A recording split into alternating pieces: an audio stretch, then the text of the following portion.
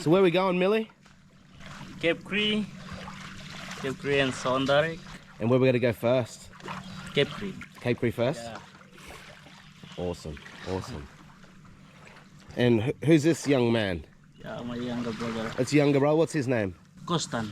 Costan. Yeah. Hey, brother. Cape Kri is in Raja Ampat in West Papua. We'll be leaving from Frances Homestay, and it's about a 5-kilometre boat ride. They're a pain in the ass to put on, but once they're on, they're the best things ever. It's like a little life hack. If you're a snorkeler, get some of these scuba diving booties. They are an absolute lifesaver. You can put your flippers on over the top of them. You can get different thicknesses. This is 3 mils. You can see, like, it's a real pain to get on, but once they're on, they double as like reef shoes. You wear them snorkeling.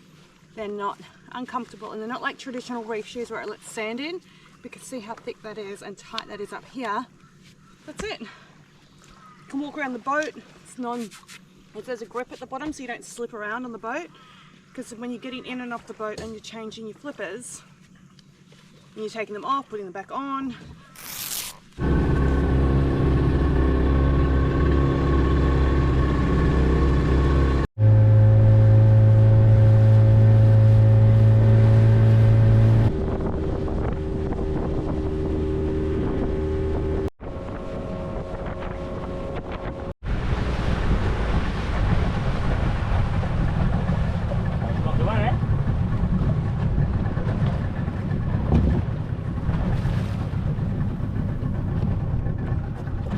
We have just arrived to Cape Kri, and how do you feel about this spot?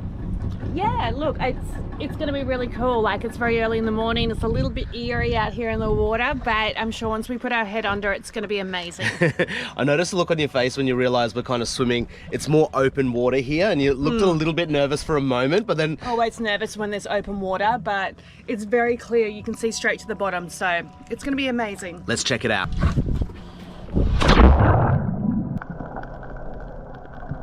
Today we're snorkeling in one of the most biodiverse marine environments on the planet. The ocean was pretty kind to us. It was only 5 knots with a light breeze and near perfect conditions. The visibility was crystal clear, the kind that makes you feel like you're flying. And then out of the blue, a massive school of fish. It was like watching an underwater ballet. Thousands of fish moving in perfect harmony, wrapping around us in every direction. We didn't actually realize it, but Melly had taken us out to this deep area on the off chance we would see one of these huge school of fish.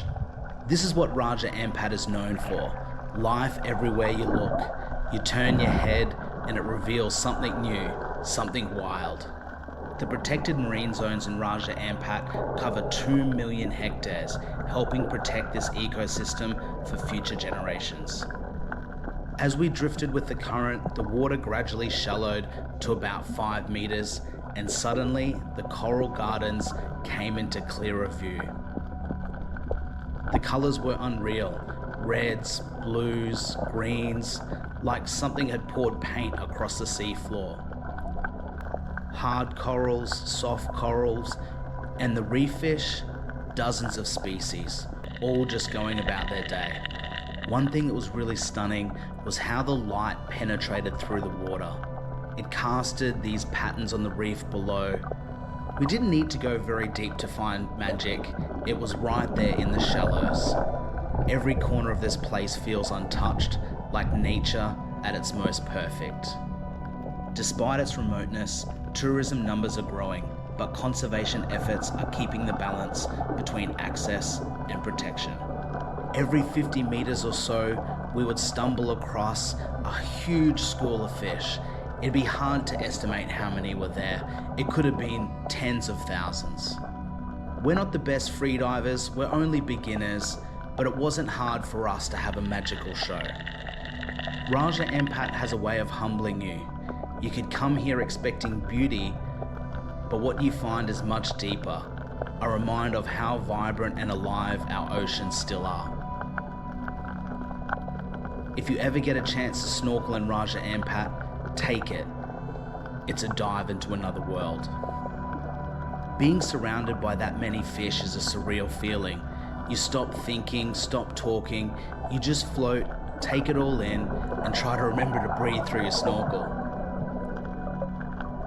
This can only be described as a coral garden, and it really does feel like a garden, alive, blooming, moving with the rhythm of the ocean.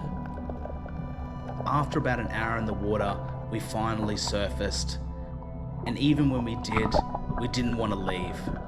It's hard to explain just how peaceful it feels like down here. The time slows down, and you're part of something bigger. Raja Ampat isn't just a snorkeling destination, it's a reminder of what our oceans used to look like and why they're worth protecting. The silence underwater is something else. All you hear is your breath and the occasional crackle of reef life doing its thing. We came with cameras, but honestly, no lens can capture how vibrant and alive this place really is. It felt like being inside a living painting. Every few meters the scene would change, from hard coral ridges to soft coral fields, each with its own community of marine life. The stats say one single dive in Raja Ampat can hold more biodiversity than the entire Caribbean Sea. Raja Ampat has more than 1,500 small islands, and we definitely recommend Cape Kri to be on your list to snorkel or dive. Next, we're going to Sawandarek, and it's a beautiful spot, and the vision that we captured is absolutely amazing. So be sure to subscribe, press the notifications bell for the next video, and you can come along with the journey with us, and I'll see you on the next adventure.